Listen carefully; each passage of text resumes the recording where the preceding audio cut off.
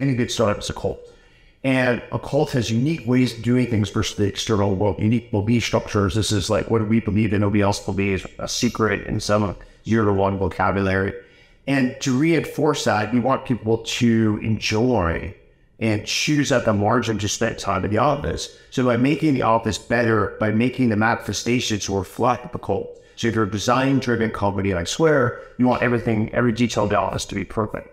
If you want reflective behavior, for example, let's say a venture capitalist, you might want, arcs and landscaping out the windows, because there's actually research that fosters creativity. So depending on which one, you want a different layout. If you want collaboration, then you want an open office. You want concentrated work because what you need to do requires tons of good study. You don't want an open office. So this is all very top down, like what kind of company I try to build, why, and then make the visible plans reinforce those behaviors, the traits. And the food side of it isn't that you believe in all the perks associated with an office, but it can be distracting if you don't have what people want. I think there's two things. One, really good engineers, really good designers are world class at what they do. They're sort of like athletes.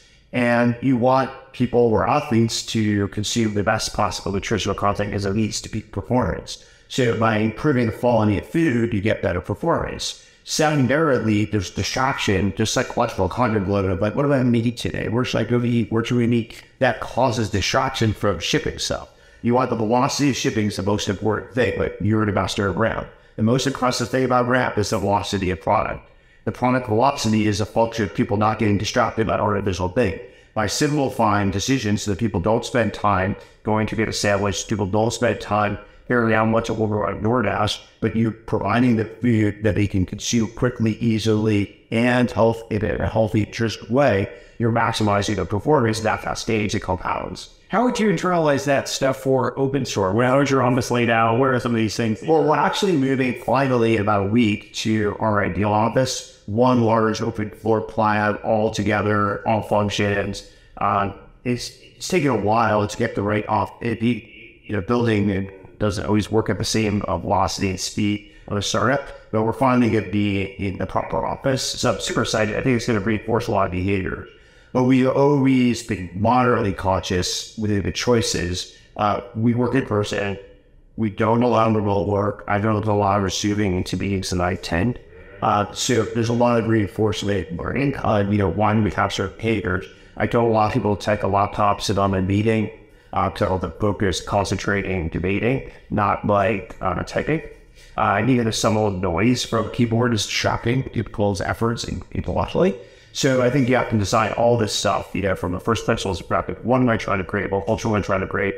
What visible principles am I using to reinforce behaviors along? Do you not believe in a remote work? I don't believe in remote work for startups. I would not fund a company. Founders would probably not fund a company collectively that's based on remote work. And why is that? Well, I think if you've ever built a company, I don't know anybody's ever built a company successfully believe in remote work, first of all. The reason why is, another feature is basically have to build a company on undiscovered talent. People early in their career that large companies, say Google, Facebook, whatever, they don't know how to process these people because you don't want to compete against the cost. You need to find people that they're not going to want to attract, and you need a little company. When people are early in their career, early in their craft, in any career, they learn by osmosis. The way you learn by osmosis is you need to be shadowing people for unstructured learning. Take away the unstructured learning, people cannot advance beyond the wisdom of their years. Secondly, you need to know promote. The way you figure out who to promote and give them opportunities by watching very soft, subtle cues that don't pop up on a Zoom call. So you can't build a company with undiscovered talents and give people internal promotion opportunities if you're using any version of remote work. And the other thing is there's this element of osmosis, right, that ultimately comes from being able to observe how people interact. And yes, so as a leader, I used to always try to have the proverbial desk sit in the middle of the office, so we kind of look to the left and look to the right, and think of these very subtle cues, and that would give me pretty good signal. I can also signal like me to promote, to challenge with more complex opportunities. Another reason why the remote work kind of is disruptive is there is collaboration that leads to sparks. So we launched our new product in February called Drive. We're actually, I devised the product on February 1st, we launched in March, 6 weeks later. the three puzzle pieces that led to the product. One was a conversation at an offsite, sparked by my VP of engineering. Second was friction from my head of revenue who didn't like the first version of the idea, chewing on his negative feedback. Third was solution was sparked by two other things. A spontaneous lunch a dinner action I had with one data scientist at night, where he asked me a question about were we taking enough asymmetric risk.